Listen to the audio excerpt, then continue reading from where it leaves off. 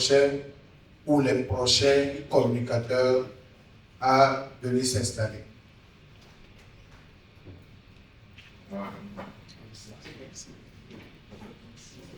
Docteur Odové,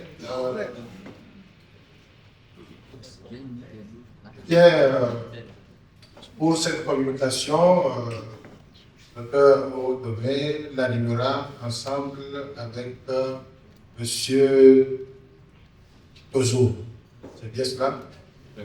Inspecteur Tozo. Merci. Vous avez la parole pour 15 minutes.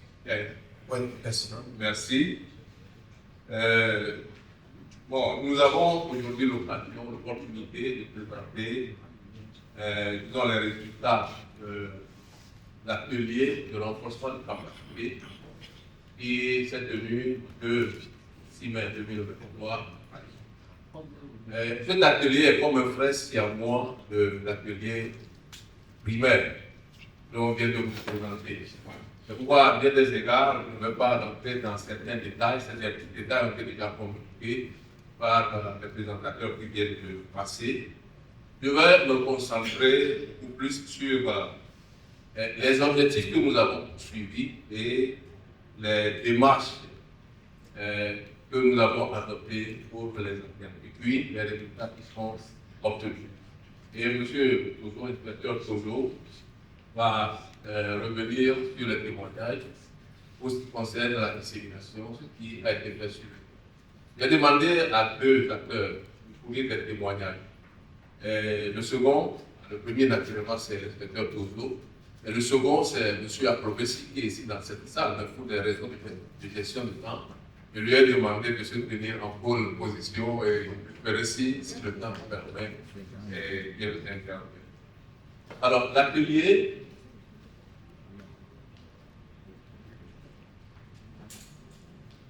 La thématique de l'atelier, c'était le renforcement de capacités éducatives, des mathématiques, des formateurs, des enseignants au secondaire et l'élaboration d'un plan d'action et d'un dispositif d'auto-formation. Cet atelier répondait à des besoins multiples.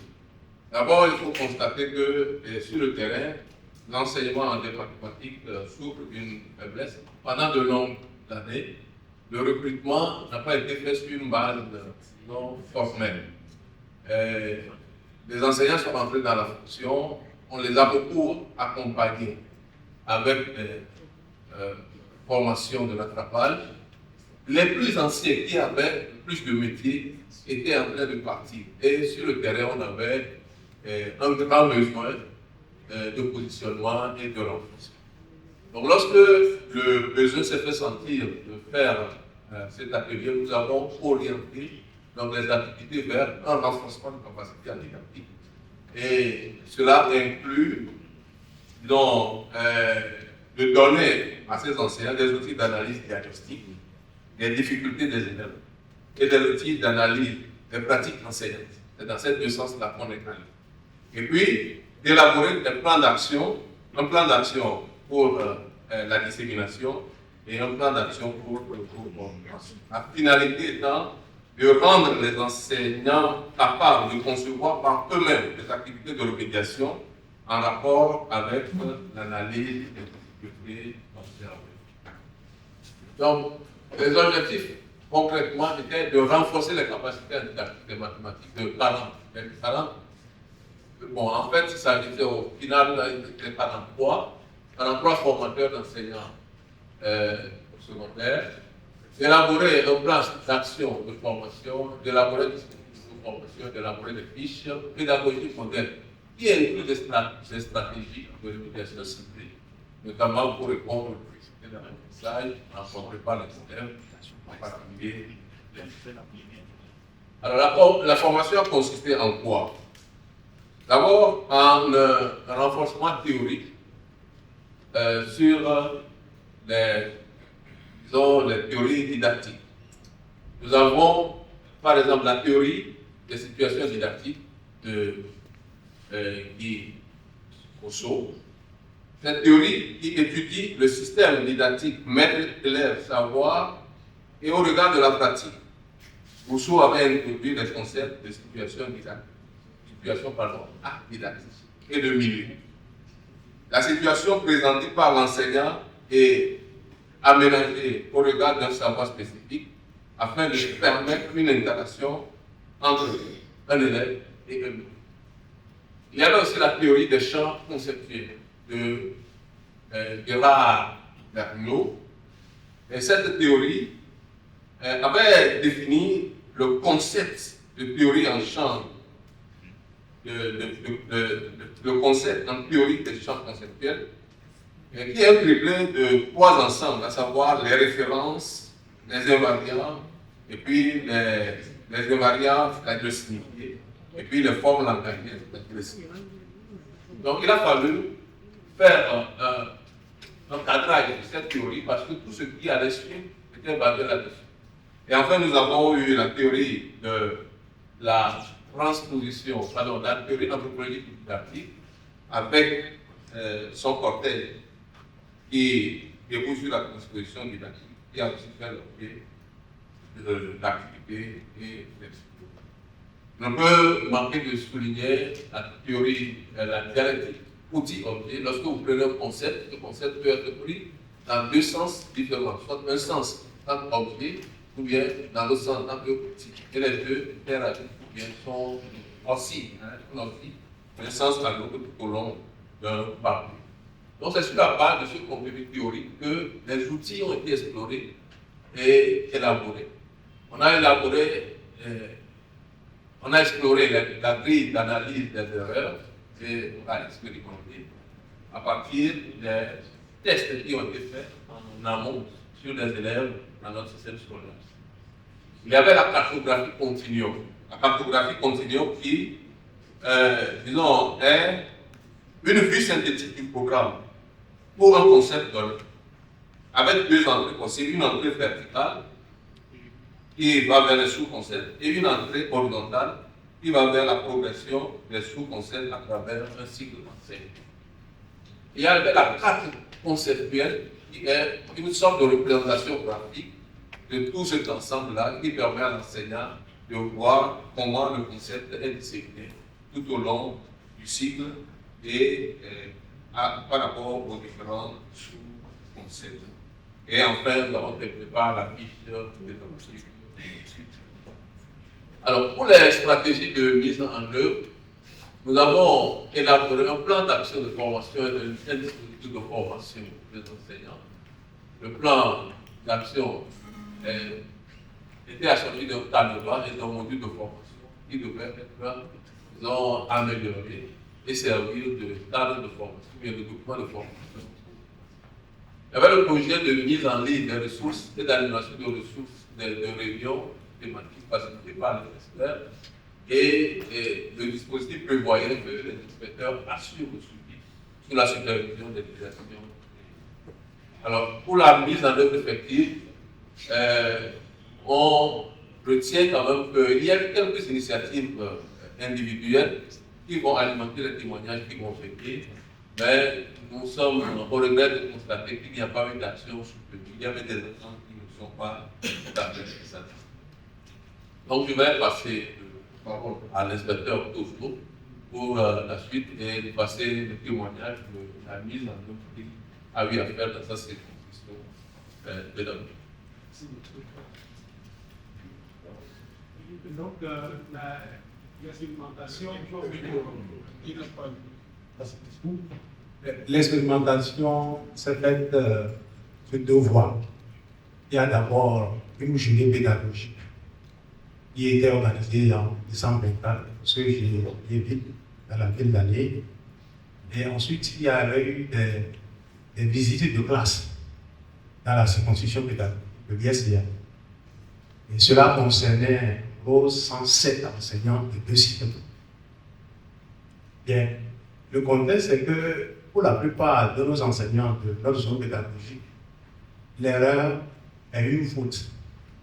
C'est un signe d'échec dans le processus de l'apprentissage. Et pour eux, remédier, c'est ça résumé chercher des exercices qui sont similaires aux exercices qui ont suscité l'erreur. Qu'est-ce qu'on constate? constate que quand on soumet l'élève à cette série d'exercices, ça va de soi que ça entraîne on a les mêmes obstacles. Et souvent, ça entraîne l'épuisement chez l'enseignant et chez l'élève. Et souvent, l'enseignant dit, j'ai tout essayé, mais en vain. Donc, quand nous avons suivi la formation et un observateur dans les classes, nous avons identifié par là des signes de surinvestissement didactique, puisqu'on soumet l'élève à un même type d'indice, à des exercices qui convoquent les mêmes champs de ressources et les mêmes obstacles sont là.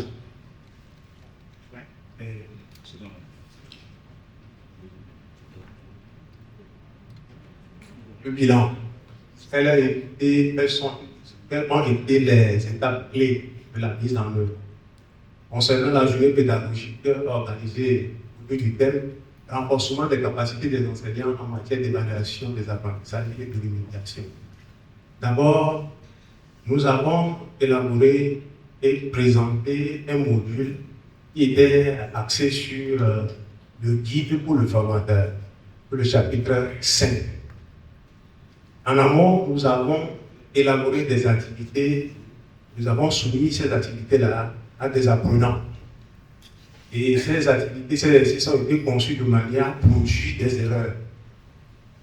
Et ces productions donc ont été soumises aux participants enseignants pour qu'ils relèvent les erreurs, les catégoriser. Ensuite, la consigne leur a été demandée d'élaborer des pistes, des activités de remédiation pour ces erreurs qui ont été catégorisées. Concernant les supervisions pédagogiques, nous avons organisé des visites de classe. Et ces visites de classe, c'était pour suivre les séances de remédiation. Les séances de remédiation. Et encore 5 minutes. Merci beaucoup. Et donc, ces séances de remédiation ont été faites après l'évaluation du premier trimestre au cycle en 2024. Et donc, lors de l'entretien conseil, nous avons donc orienté l'attention des pratiquants, des enseignants, vers l'outil le plus adapté vers les remédiations, les situations didactiques.